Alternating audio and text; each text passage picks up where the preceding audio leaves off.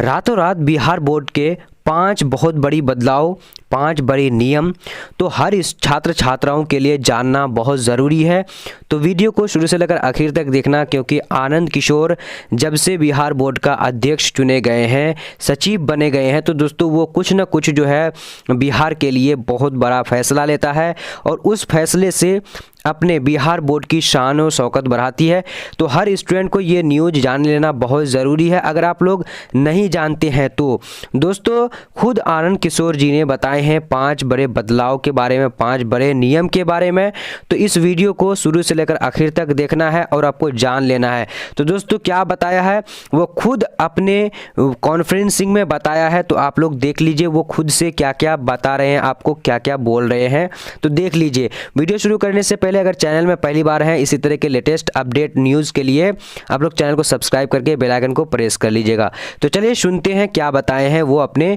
Conferencing में। Mobile अथवा कोई भी इलेक्ट्रॉनिक उपकरण ले जाना सभी परीक्षार्थियों के लिए पूरी तरह से वर्जित किया गया है और जो भी परीक्षार्थी यदि इस प्रकार के कोई भी उपकरण ले जाते हुए पाए जाते हैं तो उनका न सिर्फ वह उपकरण जब्त कर लिया जाएगा बल्कि उनको परीक्षा से निष्कासित करते हुए उनको परीक्षा से वंचित भी किया जाएगा और उनके विरुद्ध में प्राथमिकी भी दर्ज कराई जाएगी। परीक्षार्थियों के लिए यह ध्यान देना अत्यंत आवश्यक है कि परीक्षा केंद्रों पर प्रवेश की अनुमति परीक्षा प्रारंभ होने के 10 मिनट पूर्व तक ही मिलेगी। अर्थात जो परीक्षा फर्स्ट सिटिंग में 9:30 बजे प्रारंभ होगी उस परीक्षा केंद्र पर परीक्षार्थी को 9:20 तक हर हाल में पहुंचना अनिवार्य होगा और जो परीक्षा द्वितीय पाली की 1:45 से शुरू होगी उन परीक्षा केंद्रों पर परीक्षार्थी को 1:35 तक पहुंचना अनिवार्य होगा। इसके बाद इस समय सीमा के बाद जो भी परीक्षार्थी यदि परीक्षा केंद्र पर पहुंचेंगे तो उन्हें परीक्षा में बैठने की अनुमति नहीं दी जाएगी। यह ध्यान देना इसलिए आवश्यक है क्योंकि ऐसा देखा गया है कि कुछ विद्यार्थी जो इसका अनुपालन नहीं कर पाते हैं,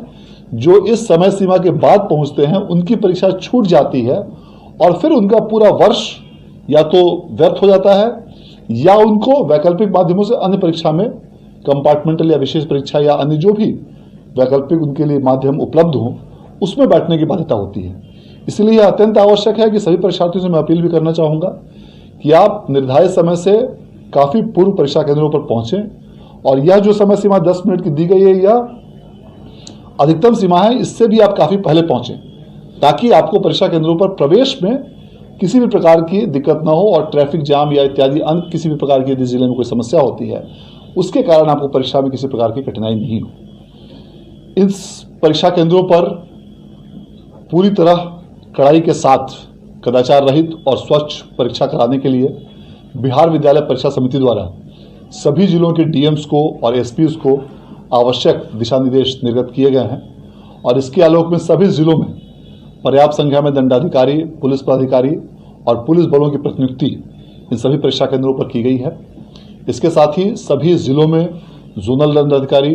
सुपर जोनल दंडाधिकारी और फ्लाइंग स्क्वाड्स की भी प्रतिनियुक्ति की गई है। परीक्षार्थियों का 2 बार फ्रिस्किंग करने का निर्देश दिया गया है, एक बार गेट पर और दूसरी बार जब परीक्षार्थी बैठ जाएंगे परीक्षा केंद्रों पर उस समय पुनः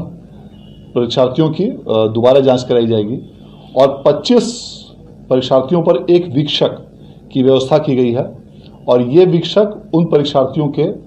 सफल और कदाचार रहित परीक्षा संचालन के लिए पूरी तरह से जिम्मेवार होंगे और इस आशय का उन्हें घोषणा पत्र भी दिया जाना है।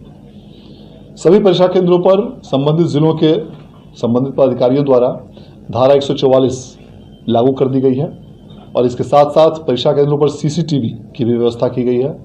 और प्रत्येक 500 परीक्षार्थियों पर वीडियो कैमरा की भी व्यवस्था की गई है और इसके अलावा परीक्षा केंद्रों के बाहरी भागों में भी वीडियोग्राफर की भी व्यवस्था की गई है।